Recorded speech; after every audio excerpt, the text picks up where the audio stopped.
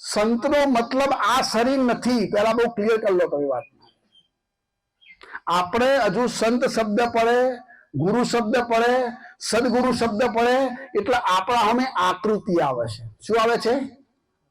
આકૃતિ. પણ આકૃતિ પર ઉભા રહેવાનું.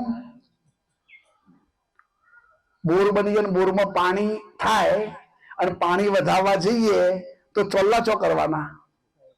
પાણી ઉપર કે પાઇપ ઉપર? ચોલ્લા કરીએ પાઇપ ઉપર અને કહીએ શું?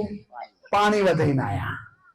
હવે પાણી ઉપર ચોલ્લો કરો ને, કરવાનો પ્રયત્ન કરવાનો.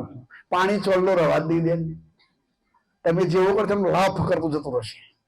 કારણ કે સ્ખલિત છે, જવા વાળું છે. તમે કરશો પણ રસે નહીં. એમ આવા જે સંતો છે એમનું તમે પૂજન કરો છો. જો સમજો વાતનું, તમને એવું લાગતું હોય કે મેં આ શરીરનું પૂજન કર્યું, પણ શરીરનું પૂજન થતું. જેમ પાણી વધારવા જઈએ પૂજન પાણીનું કરીએ છીએ, પણ ચોલ્લો કયો થાય છે? પાઇપ ઉપર.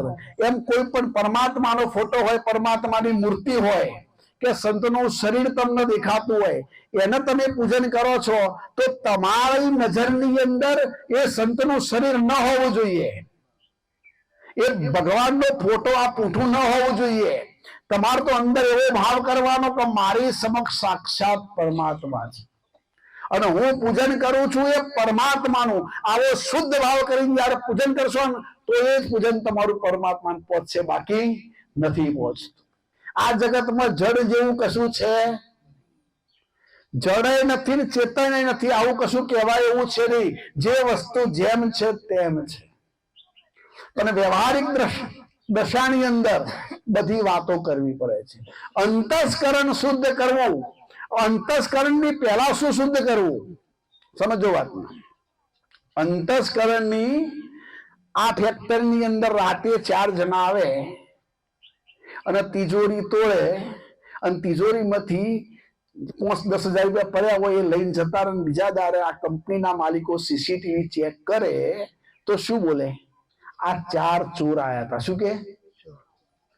હવે ચોર એ માણસ કે માણસથી અલગ છે? ચોર માણસ જ છે, પણ એ ચોરી કરે છે એટલે એને માણસ કોઈ કહેતું. એને શું કહે છે?